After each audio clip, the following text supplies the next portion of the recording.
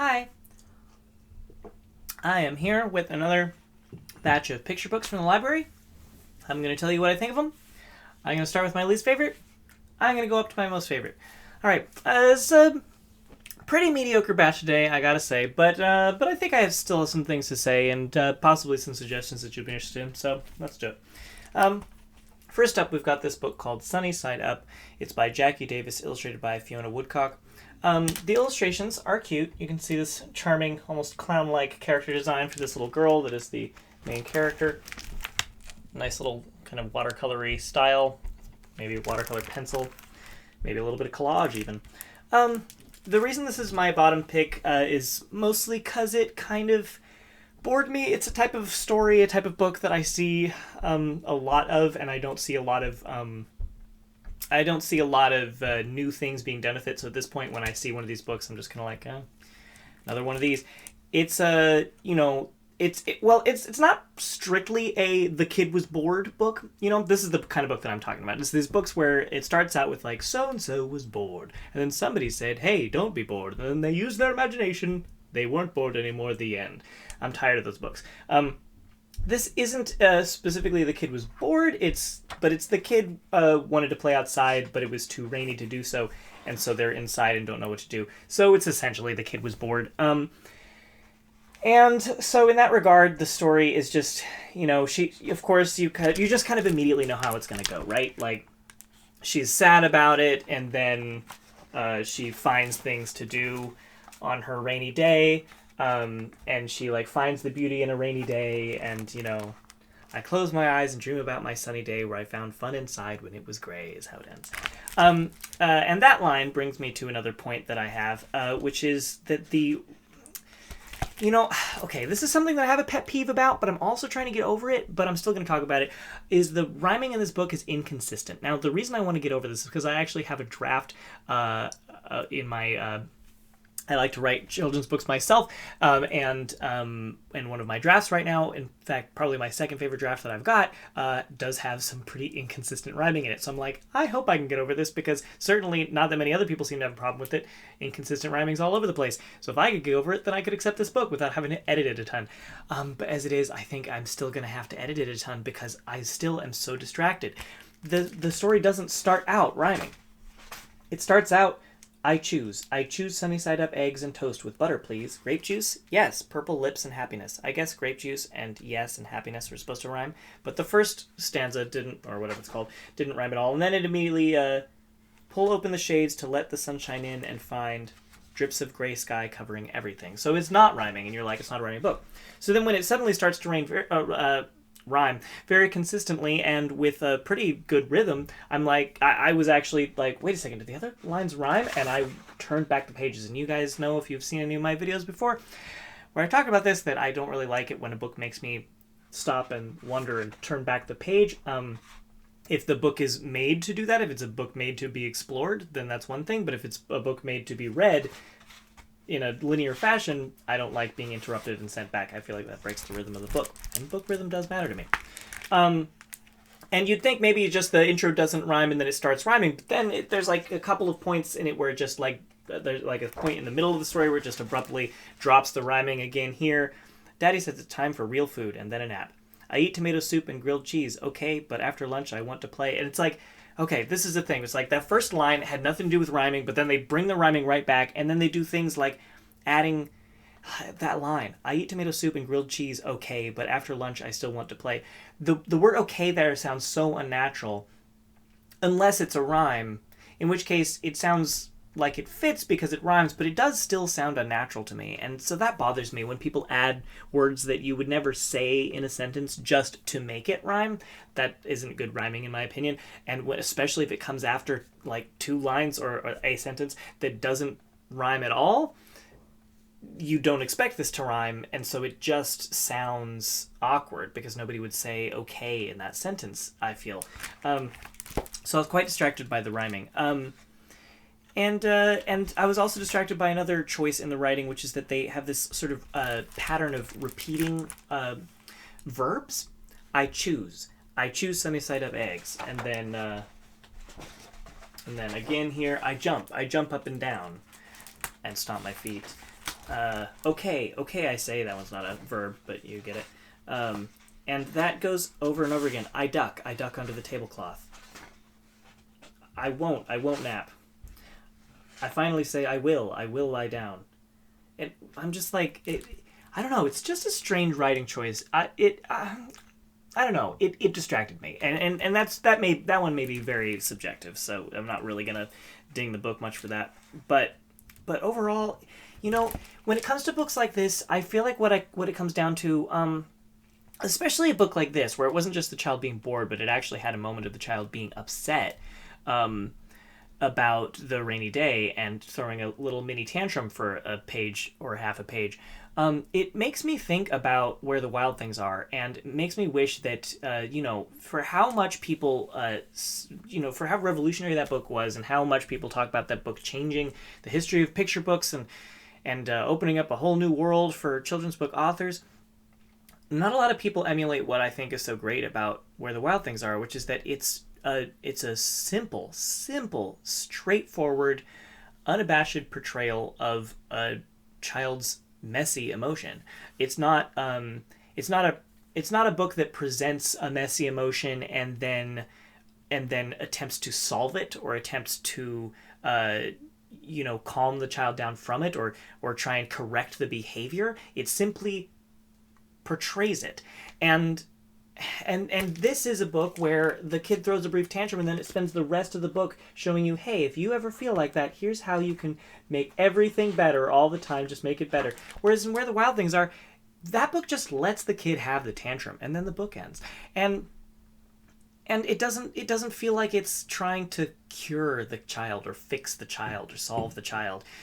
I think that's better. I think that maybe this type of book appeases some wish of a parent, but in terms of actually speaking to the child, like actually not just marketing to parents, but saying something, connecting directly to the audience, as speaking to the child respectfully to their experience rather than what you think their experience should be.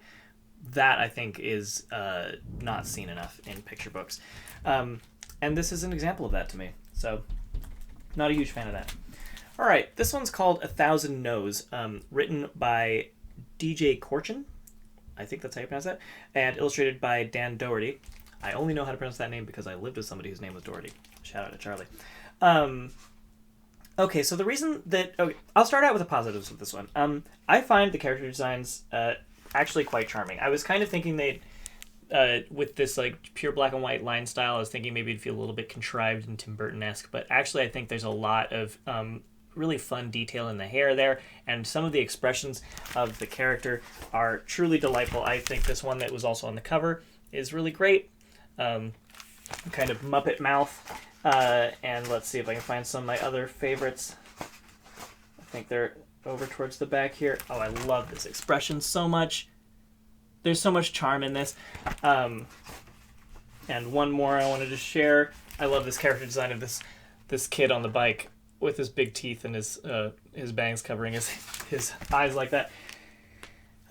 So that's my positives. My problem with this story is that it is extremely abstract, and I can tell that...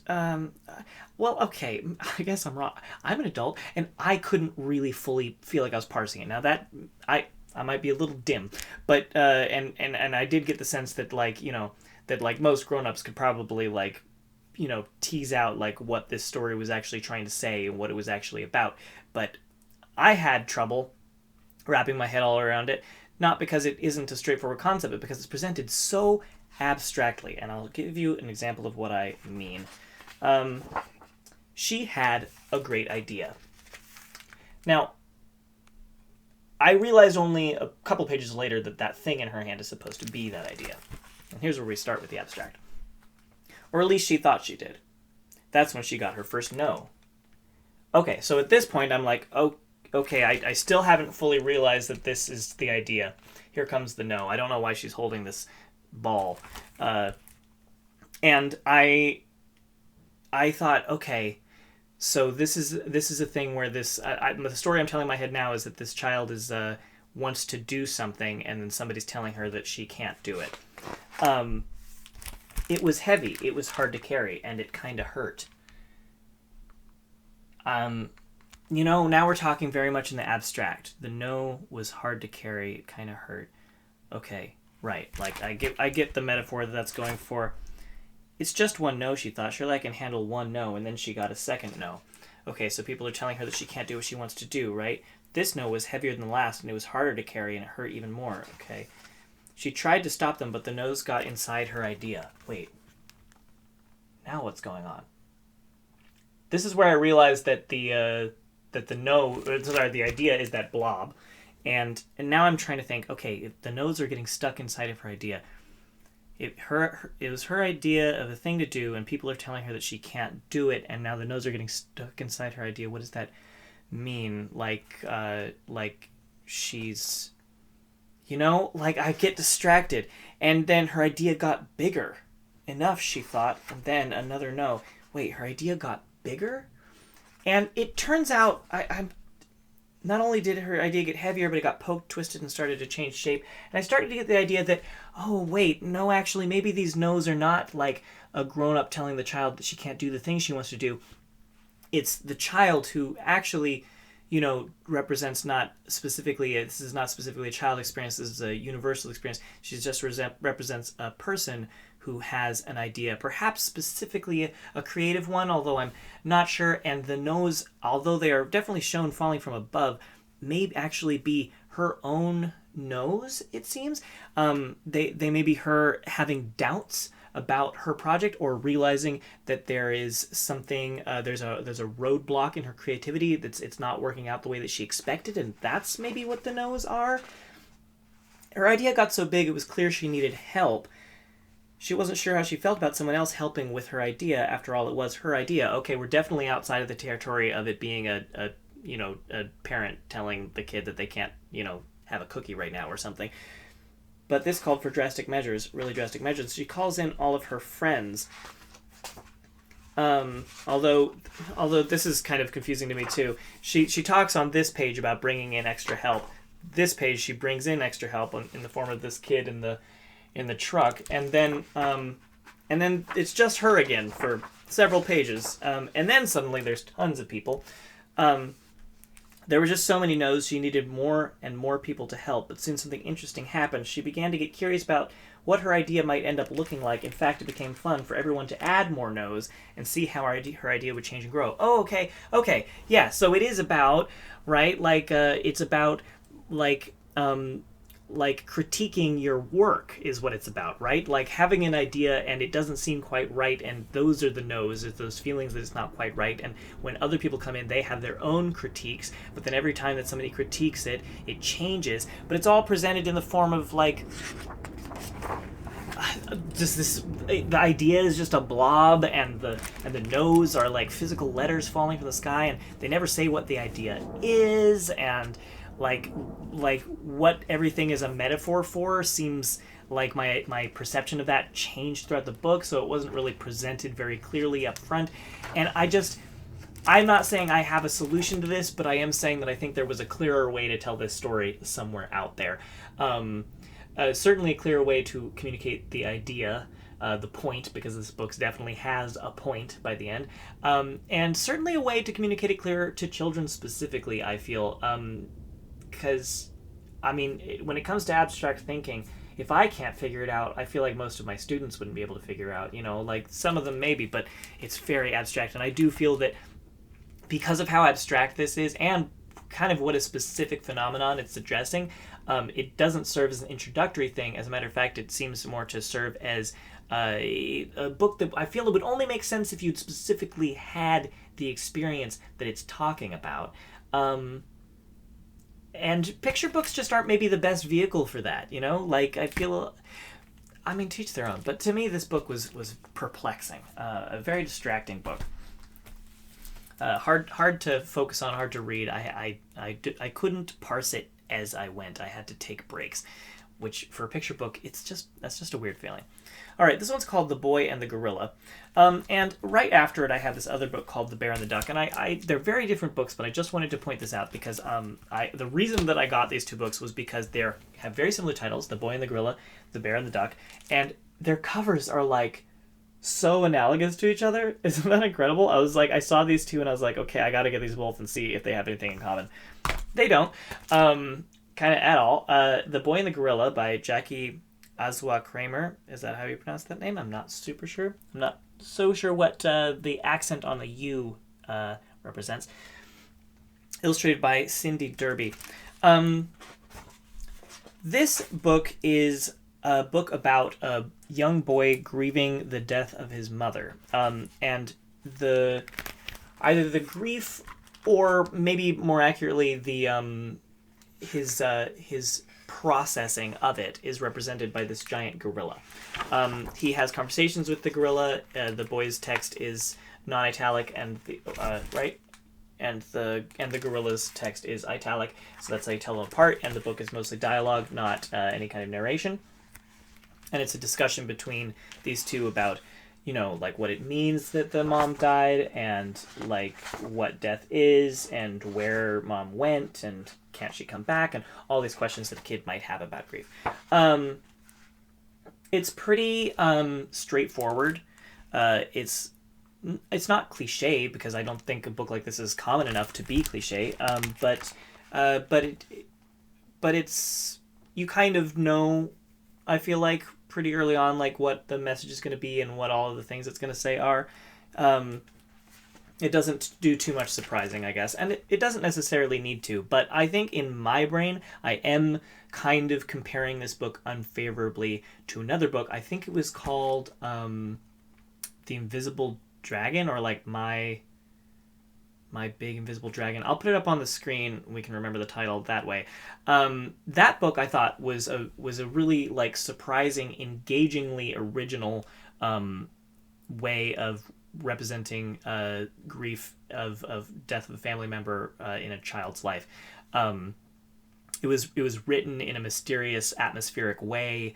The invisible dragon that represented the grief in the story was a surprisingly flexible and apt metaphor. Here, I'm not sure what the gorilla represents, and it sort of seems the gorilla itself seems secondary to just the conversation. The conversation didn't need to be between a boy and a gorilla per se. It could have been anything. It could have been just his own inner monologue. It just happens to be represented by a gorilla. And it's kind of just mostly telling the kid in like soft, gentle words, like, that's right, here's how you can remember your mom, and it's okay to feel this way, and all good messages. But at the end of the day, just kind of, if you wanted your book that you wanted to give to a kid to help them grieve the loss of a parent to be very,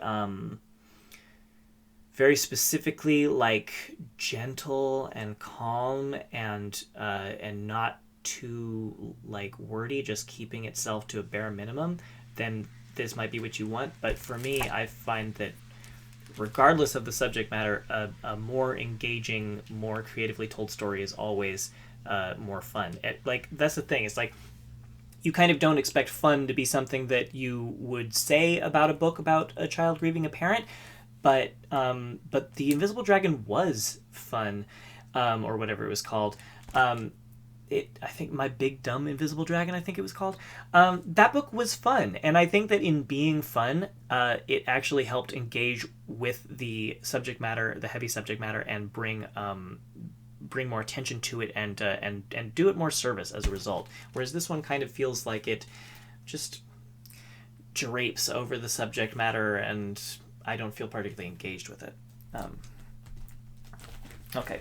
The Bear and the Duck, this is another one similar to a book that I don't, of course, even remember the title of, that I read a while back, where I was like zoning out while I was reading it. So I don't know that it's bad, but I wasn't really able to focus on it. And again, I was easily able to focus on the books that I read before it and after it. So it felt like something about this book just didn't catch me. But that may very well be me, because I can't particularly say why I was zoning out. I just was. Maybe my brain just has those moments, and it has nothing to do with the book, This book is about a duck who crash lands while flying back home after the winter, and wakes up a bear who is then woken up from their slumber. And of course, the duck is afraid of the bear at first, and then they become friends. And it's about it's a story about friendship. The duck is injured, and the bear cares for the duck, and they get attached to each other. And there's a little bit of moments where it just talks about how they spend time together over the summer. And then when winter comes, the duck has to leave. And Duck says he'll come back, and the bear doubts that he will, and hibernates, and then wakes up, and the bear's like, that duck isn't coming back. But then the duck comes back, and the bear grumpily says it's about time, and that's the end. It's just kind of a straightforward story. I know it's a story like with a theme, the theme of friendship. I didn't, these characters aren't really expanded upon or given that much character to feel like I could really feel their connection, which, I know that for, if you're used to reading larger books, you probably think that a book of this width surely can't even have enough space to, create an engaging character chemistry in order to feel like you can really feel the friendship of these characters. But I guarantee you that is not the case. I've reviewed many books where it was a book about friendship where I really felt the chemistry between the characters, really felt the the dynamic, and I felt emotionally moved by their friendship. And a good example of that is I think it was called 4 Feet, 2 Sandals, or was it 2 Sandals, 4 Feet? I can't remember. I'll put that up on the screen too. This one, it's a book about friendship where I didn't feel the chemistry between the characters, and that's about all I can say about that. It's got some nice, I don't know, what is this, like woodcut almost art? Woodcut prints, maybe? At least partially, I think. Yeah. So the art's kind of interesting, but man, not a lot to say. Kind of a predictable storyline. Only 2 pages dedicated to showing them actually, having fun and being friends, but it's kind of basic. This one is, I don't know how to pronounce that last name. Well, it's called Jacob's Fantastic Flight. It's by Philip, I don't know, my brain wants to say Vector, but it might be Wachter? I don't know how to pronounce that last name. I'm very sorry. All right, so this book, not so bad. But it has one glaring problem that I will address. First of all, though, the illustrations are pretty charming. It's got these really solid colors and this sort of almost like Line Claire style illustrations. I thought it was charming enough. Certainly a careful attention to detail all throughout the picture, which is impressive. Look at every single leaf is kind of drawn there. And so the art feels carefully done and expertly done, and I liked it, but it also feels like loose and friendly at the same time. Okay, this book is about a child who can fly from the day he's born, and I like that that's not a metaphor for once. I feel like there's so many books where kids can do amazing things, then it turns out to be a metaphor these days. This is one of those. This is a classic old style kids book like Imogen's Antlers or something, where it's a crazy thing happens and it's not a metaphor; it just happens. Or maybe those books are supposed to be metaphors and I'm just too dull to get it. Yeah, a kid can fly. From the day he's born, he can fly, and it's fantastic. And his parents decide to go on vacation, and he decides that instead of joining them on the airplane, he's going to fly across the ocean to meet them on the other side. And the book is a story about the adventures that he goes on during that flight. The book that it reminded me of, and that I kind of started to compare it to, and this is kind of where it gets its unfavorability, was Bill Peet's Cyrus the Unsinkable Sea Serpent, I believe is what it's called. And that book isn't necessarily one of my favorites in the world. It's probably one of my least favorite Bill Peet books. I'm a big Bill Peet fan in general.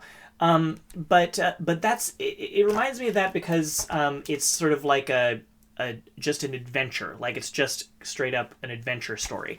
And in Cyrus, there's every beat of the adventure is covered. Like all of these, it's a very out of the frying pan into the fire, almost like the Hobbit-esque adventure story where this happens and this happens. It's just a series of events occurring to the character as they make their way on this journey. This book sort of sets up the pretense of that being what it's about, and then it just lulls, because it feels like there's moments where it fast forwards over its own adventure. This spread here is where I think this is demonstrated the strongest. On the page before, he joins a flock of birds who are flying to Africa, and he decides he's going to join them. He joined the 83 birds, soaring over high peaks and low valleys. He saw blue mountain lakes and golden wheat fields and smelled meadows full of flowers. Beautiful. Okay, scene setting, right? And I expect now something to happen. But instead it says, flying with this daredevil flock of birds was incredibly fun. Oh, I hate that sentence. First of all, you go so far as to call this flock of birds daredevil? What makes them daredevil? You've piqued my imagination. You've piqued my curiosity. I want to... What did they do that was daredevil? Tell me that. Instead of telling me that they were daredevil, don't even bother saying that they were a daredevil flock of birds. Just say what they did, and I'll get the image that they are daredevil demonstrated, right? The whole show don't tell thing. This book does not show don't tell. It definitely tells. Flying with this daredevil flock of birds was incredibly fun. Was it? It's too bad I missed out on that. You know, like what did you do that was fun? They traveled great distances, took leisurely breaks, and had lots of pleasant conversations. Once again, like, I know you don't have time to demonstrate all that, but saying that without demonstrating it just makes me feel like, what were the conversations? What did you guys say? You traveled great distances. Over where? You know what I mean? Like, just tell me those things. They chatted and chirped, fed and frolicked. Okay, that's kind of what you just said, but you're still not expanding on what it was that the conversations were. Goodness, what a wonderful trip. Okay, that's the second time you've said how wonderful it is, and I'm still missing out on it. I don't get to find out, right? These 2 pages just feel like they fast forward over the whole adventure. And I started thinking about Cyrus and how there's not a moment of that adventure that you don't get to witness firsthand. At no point do they say, some terrible things happened at sea. It was fraught with danger, and then move on. Like, it shows you the danger, right? And, you know, then it kind of comes back from it, and it shows, like, maybe kind of the point of the journey is this, like, encounter where one of the birds gets captured by a bird catcher, and all the other birds have to go and rescue him, and, you know, what's his name? Jacob is, like, instrumental in freeing the birds and enacting their plan to help free the birds that are captured by the bird catcher. And I'm like, you could have just jumped straight to that, and I honestly would have had a better time, but, like, that lull in the story where you just start talking about what happened in the abstract and then leave and then tell me how wonderful it was and then don't show me. I just can't with that. So all in all, this story left me feeling left out. All right, this book is called This Small Blue Dot by Zeno Swarter, I think is how I'm going to pronounce that last name here. The highlight of this book, honestly, the only reason it's this high on my list, to be honest, is I love the art. It's probably, it's easily the best art of any of the books this week.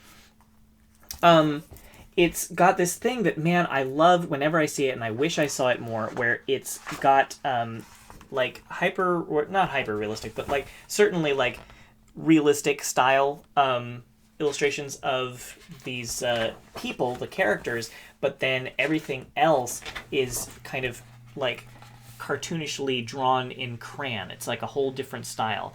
And this is further contrasted by the fact that the girl is not just drawn realistically, but also drawn in like black and white, whereas everything else around her is these bright primary colors.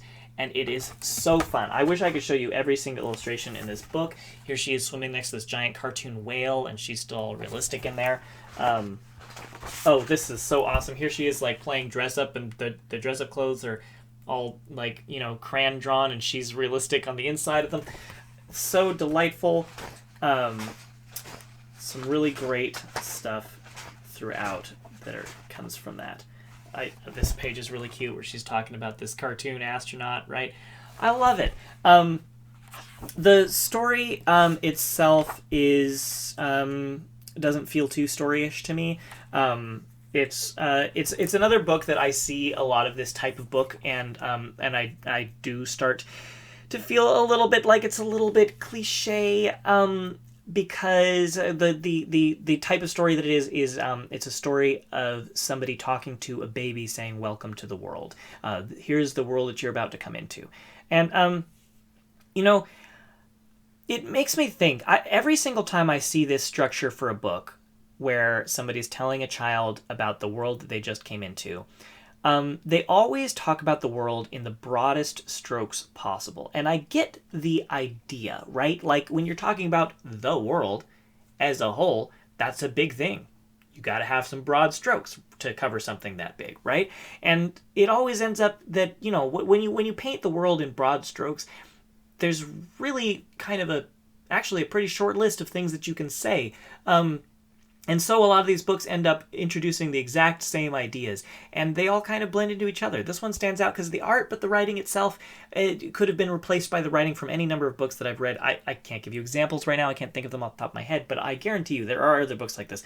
Hey, welcome to the world. Here's what it's like. And it hits all the points.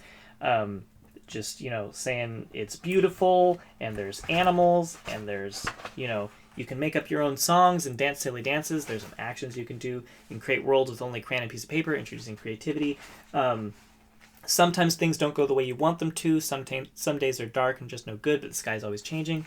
Introducing bad days too. And it even goes so far as to say this. There's so much more I want to tell you, but here's the really important stuff. And there's some specifics here. I like this page probably best of all. The best Italian dessert is ricotta cannoli. The best Chinese dessert is a red bean bun. The best Indian dessert is a jalebi. And but then it goes on to, another... when it comes to people, there are some things you can't see. Beauty lives deep, deep inside the heart. Everyone is different. New friends can come from anywhere. We all share this small blue dot. We all come from the same small beginnings. Like all of these books that are doing this will have this page, essentially. And it's not that the messages are bad, but it's that they are all the same. And the existence of this page kind of bums me out. There's so much more I want to tell you, but here's the really important stuff, because that makes me feel like, actually, man, it would be so exciting to see one of these books for once that got into just really I think there's a lot of potential for comedy here too, to get into really specific, comedically specific details that are the things that are relevant, especially since this is a child telling, narrating this story. I feel like there's a real opportunity to get into some really idiosyncratically specific things about the world and be like, this is the important stuff. And then I was pleasantly surprised on this page. She totally does that, and that's why I like this page best. I want the whole book to be this, talking about the best Italian dessert, the best Chinese dessert, and the best Indian dessert. I would be so much more interested if we zoomed in and got details about the world that demonstrated some of the things you don't hear very often, and things that highlight the actual character of this narrator. She's a kid and she's a person, but I get the sense more that the things she's saying are the things that the author is saying, because they're the things that all of the authors of these types of book always say over and over again. In this one moment, I feel that it's not the author speaking to me, it's actually this character, because these are personal opinions and the things that seem important to a child, right? The whole book should have been that. All of these books should be that. This would be probably a great genre of books if every time that I saw it, I got a new list of what was important to the specific character that this author created, and we zoomed in on the details, and then you could buy all of those books all together, and they would all accumulate into a nuanced, detailed, rich picture of the world and all of the things it has to offer. Instead of just saying, the world has a lot of things to offer. Here's a picture of a lot of things. Say, the world has this, this, this, this, and this to offer. And you kind of know that it's got more to offer too. But giving specific examples can, demonstrate the diversity of what there is on offer. And I think that would have been so much more interesting. So, in general, this is just so, vague and cliche. Before us, there were our ancestors. They were explorers and dreamers. They sailed across seas and danced on the moon. You were the very newest in this line long of people. Yeah, I've heard it before, So I would like zoomed in stories. If you are writing a book that is a child being told welcome to the world, please be specific, be weird. Talk about stuff that only matters to you, because that's part of the world too, and it's infinitely more interesting. To me, anyways. All right. This book is called Animals Brag About Their Bottoms by Maki Saito. It has some sort of vague everybody poops energy to it. If you don't know that book, I'm sure you know that book. Everybody knows Everybody Poops, right? Okay. Um, but it's just kind of cute. The illustrations are fun. I like that the animals are on these big white backgrounds. I think that really helps the book's charm. And not much of a story. Really, really, really simple text. Just each animal talking about their bottom. Elephant's bottom is big. These bottoms are covered in stripes. What about my bottom? Is it patterned like the rest of me? Our bottoms are the same color as our faces. Did our faces copy our bottoms, or did our bottoms copy our faces? You get the idea. There's really not much to say about this book. If you find this charming, if you liked Everybody Poops, which honestly that book goes much more in depth from what I remember than this does, but this is just kind of a simple introduction to different animal types from a literally different perspective than you normally see them. And so I thought it was cute. And that's all there is to say about that. All right, this book is called Night Walk by Sarah O'Leary and Ellie Arscott, who I assume is the illustrator. Yep, illustrated by Ellie Arscott. They don't do that on covers these days, it seems. They just say the names. They don't say what roles they play until you get on the inside. I don't particularly love the illustrations in this book. I find the character designs slightly uncanny, and the art otherwise to be sort of not stylized enough to really grab my attention. But I put this very high on my list because it captures a feeling that I actually remember from my own childhood, and I feel is probably relatable to a number of people from their childhoods, and therefore to a number of children as well. But it's a moment from childhood that doesn't get talked about very often, which is, I don't know. Did you go on night walks? I went on night walks with my dad, and this is a book about a girl who's going on a night walk with her dad. And it starts out so strong. Dad appeared in my doorway. Can't sleep, he asked. Come on, we'll go for a walk. And it goes like this. My little brother was in the crib with his bottom up in the air as usual. My big sister was in her bunk with the ladder pulled up after her. And in the living room, my mother was sleeping in front of the television because she likes to watch movies with her eyes shut. I love this. I love that it starts out like this with talking about the inside of the house, because there's just something so, like, haunting but beautiful about, like, getting to see what everybody else does when you are asleep, and realizing how different it all is, like realizing how each person has their own little world that they go into during the night, when we're when we tend to be I don't know, like specifically when it's like bedtime, and seeing this like little like moment of each person in the house and what they're doing, it gave me that like haunting, beautiful feeling of like realizing that quiet world that each person has their own little pocket of during the nighttime. I love that. But then they go out of the house, and I just remember doing this. I just remember taking a few night walks with my dad when I was a kid, and they were always really interesting, and they always felt like you were doing something, special, and something, having like an unusual experience and seeing the world from a new perspective. And it kind of talks about that, seen by night, everything seemed so new and strange. And I just, it's a feeling that's very unique and doesn't get talked about a lot, and so I really appreciate it being talked about in this book. Furthermore, this book specifically takes place in a city, and they really do a great job of utilizing their setting and highlighting that specifically a city at night is full of so many surprises that you wouldn't expect specifically as a child who goes to sleep during this time. This child really has her eyes open, seeing how many people are awake in the city while she's normally asleep, during the time that she's normally asleep. And there's lots of fun details here. When the world is dark, the lighted windows of people's houses mean that you can see everything you don't see by day. And then they kind of go. Most of this is almost just a list of the observant, the moments that she's observing. I saw for the first time that the sad-looking woman's shop was also a home, and that she wasn't always sad. In one house, a big family was eating a meal too late for supper and too early for breakfast. They were so happy, it made me happy too. I think perhaps this family has been fasting during the day and is having their meal after fasting hours. Is my interpretation of that. And just so on and so forth. She goes through there's buses full of people. There's restaurants full of people.